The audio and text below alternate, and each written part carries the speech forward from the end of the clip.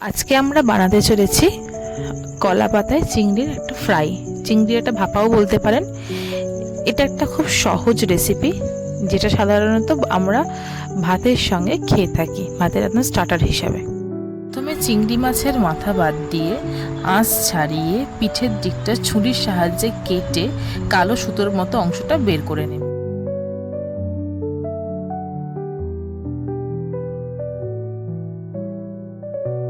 এখানে আমরা 250 গ্রাম মতো চিংড়ি নিয়ে নিয়েছি।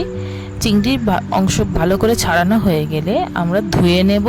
তারপর নুন, হলুদ, লেবুর রস, কাশ্মীরি লঙ্কা গুঁড়ো, গোলমরিচ গুঁড়ো মাখিয়ে 10 মিনিট মতো ঢাকা দিয়ে রেখে দেব।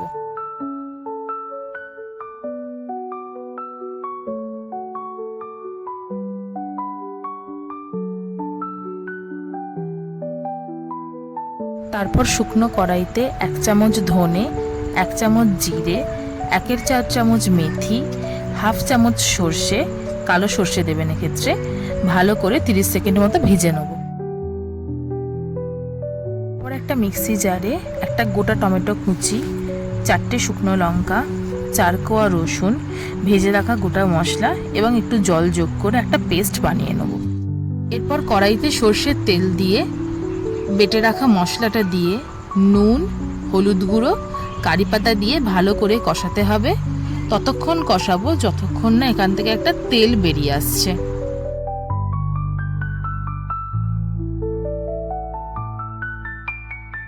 এরপর গ্যাস অফ করে ম্যারিনেটেড চিংড়ি মাছগুলো দিয়ে ভালো করে মাখিয়ে নেব। এক্ষেত্রে মনে রাখতে হবে চিংড়ি মাছগুলো কিন্তু আমরা কোনোভাবেই রান্না করব না, গ্যাস অফ করেই চিংড়ি মাছগুলো আমাদের দিতে হবে। চিংড়ি মাছগুলো একদম আমরা কলা পাতাতেই ভাপাবো, তাতে মাছগুলো নরম আর জুসি থাকবে এবং খেতেও খুব ভালো লাগবে। এরপর কলা পাতাগুলোকে গ্যাসে 10 সেকেন্ড করে এপিট ওপিট করে সেঁকে নেব। তারপর ম্যারিনেশনটা কলা পাতায় মুড়ে কড়াইতে তেল দিয়ে 2 পিঠ 5 মিনিট করে ভেজে নেব।